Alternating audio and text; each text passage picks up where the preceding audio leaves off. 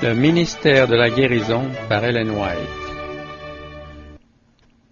Cinquième partie, les principes de la santé. Chapitre 20, hygiène générale. La pensée que notre corps doit être le temple de Dieu, une habitation où sa gloire se révèle, devrait nous pousser à prendre soin de nos forces physiques et à les développer. Le Créateur a fait de notre corps un chef-d'œuvre. Il faut en étudier la structure, en comprendre les besoins et le préserver de toute atteinte du mal. La circulation du sang. Pour jouir d'une bonne santé, il faut avoir le sang pur. Lorsqu'il contient les éléments nutritifs voulus et qu'il est purifié et vivifié par l'oxygène, il porte partout la vigueur et la vie. Il répare et nourrit l'organisme. Plus parfaite est la circulation, mieux s'accomplit ce travail. À chaque pulsation du cœur, le sang doit pouvoir se rendre facilement et rapidement dans toutes les parties du corps. La taille serrée, les vêtements étroits, la protection insuffisante des extrémités, en un mot tout ce qui entrave sa circulation, le retient dans les organes vitaux et les congestionne. Il en résulte souvent des maux de tête, de la toux, des palpitations de cœur et des indigestions. La respiration. Pour avoir un sang pur, il faut respirer convenablement. Des inspirations profondes, au grand air, apportent aux poumons l'oxygène qui purifie le liquide nourricier. Celui-ci prend dès lors une teinte rouge vif et va porter la vie dans toutes les parties du corps. Une bonne respiration calme les nerfs, stimule l'appétit, facilite la digestion et assure un sommeil paisible et réparateur. On devrait laisser aux poumons la plus grande liberté possible. Lorsqu'ils fonctionnent normalement, leur capacité s'accroît, elle diminue s'ils sont gênés ou comprimés. De là les mauvais effets de la pratique, si courante surtout dans les travaux sédentaires, de se tenir penché sur son ouvrage. Dans cette position, il est impossible de respirer profondément. La respiration superficielle devient bientôt une habitude et les poumons perdent leur élasticité. La compression de la taille produit le même effet. La partie inférieure des poumons manque de place, les muscles abdominaux qui doivent faciliter la respiration ne peuvent jouer librement, et les poumons sont gênés dans leur expansion. La quantité d'oxygène reçue de cette manière est insuffisante. Les déchets toxiques qu'il faut éliminer par les expirations sont retenus, le sang circule lentement et devient impur. Et ce ne sont pas les poumons seuls qui souffrent de cet état de choses, mais encore l'estomac, le foie et le cerveau. La peau devient jaune, la digestion se ralentit, le cœur s'affaiblit, le cerveau s'obscurcit. Les pensées deviennent confuses et l'esprit est envahi par des idées noires. L'organisme tout entier est déprimé et devient particulièrement sujet à la maladie. Les poumons rejetant constamment des impuretés doivent être pourvus d'air pur en abondance. Viciés, ils n'apportent pas une quantité suffisante d'oxygène et le sang passe dans le cerveau et les autres organes sans être vivifié. D'où la nécessité d'une ventilation parfaite. C'est affaiblir l'organisme tout entier que de vivre dans des chambres fermées, mal aérées, où l'atmosphère est viciée. On y devient particulièrement sensible au froid. Le moindre courant d'air détermine une maladie. Bien des femmes sont pâles et faibles parce qu'elles restent enfermées. Elles respirent le même air jusqu'à ce qu'il soit saturé des substances toxiques éliminées par les pores et les poumons, et ainsi les impuretés retournent dans le sang. Ventilation et soleil. Dans la construction des édifices publics ou privés, on devrait tout disposer de manière que le soleil et l'air y entrent librement. Les églises et les salles d'école sont souvent défectueuses à cet égard.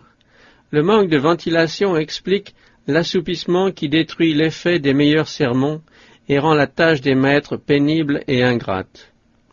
Autant que possible, les maisons d'habitation devraient être construites sur les hauteurs, dans des endroits secs, ce qui éviterait les maladies causées par l'humidité et les miasmes. Cette question est trop souvent considérée à la légère. Une mauvaise santé, de graves maladies et beaucoup de décès sont le résultat de l'humidité et de l'air vicié qui règnent dans les lieux en contrebas et mal drainés. Chaque pièce de la maison devrait avoir une abondance d'air et de soleil, mais tout particulièrement la chambre à coucher. Il ne faut pas dormir dans une pièce où l'air et le soleil n'ont pas libre accès chaque jour. Dans la plupart des pays, on pourvoira à des moyens de chauffage suffisants pour tempérer ou assainir la chambre par les temps froids ou humides. La chambre à coucher des visites doit être aussi bien soignée que celle que l'on occupe tous les jours. Comme les autres, il faut qu'elle ait de l'air et du soleil et soit munie des moyens de chauffage pour chasser l'humidité qui s'accumule toujours dans une pièce que l'on n'occupe pas habituellement. Quiconque dort dans une chambre sans soleil ou dans un lit qui n'a pas été parfaitement séché et aéré expose sa santé et peut-être sa vie. Dans beaucoup de maisons, une place est spécialement réservée aux plantes et aux fleurs. La serre ou la fenêtre qui leur est destinée est chaude et ensoleillée, car on sait bien que sans air, sans soleil et sans chaleur, les plantes ne pourraient ni vivre ni fleurir. Si ces conditions sont nécessaires aux plantes, combien plus à notre santé, à celle de notre famille et de nos hôtes. Si nous voulons que la santé et le bonheur règnent dans nos maisons, plaçons celles-ci au-dessus des brouillards qui règnent dans les lieux en contrebas et donnons libre entrée aux éléments vivifiants du ciel. Supprimons les lourds rideaux, ouvrons les fenêtres et les volets, ne laissons aucune vigne grimpante, si belle soit-elle, faire de l'ombre aux fenêtres, et ne tolérons aucun arbre si près de la maison qu'il la prive de soleil.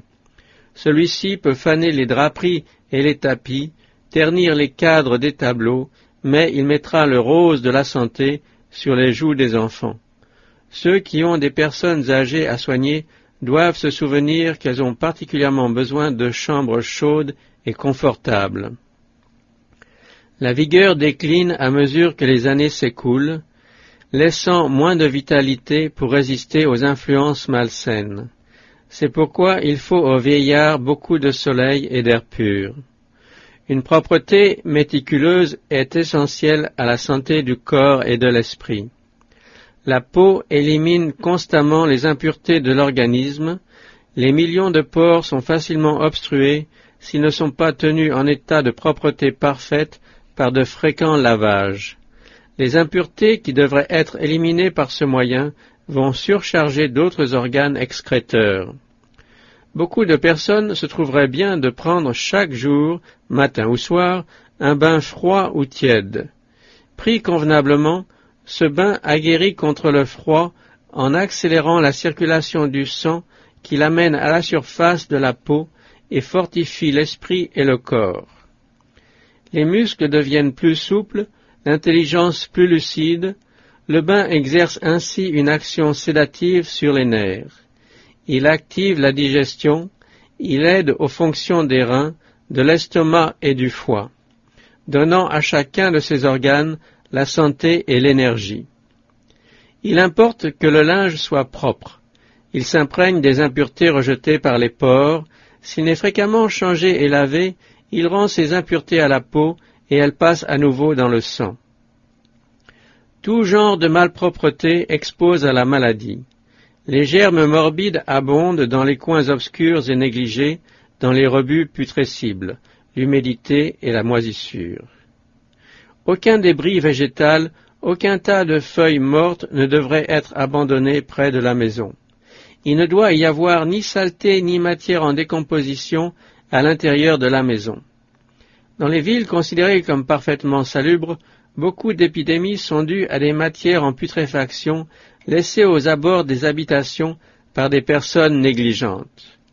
Une propreté méticuleuse, une abondance de soleil et le respect des principes sanitaires dans tous les détails de la vie familiale sont essentiels à la santé et au bonheur des habitants de la maison.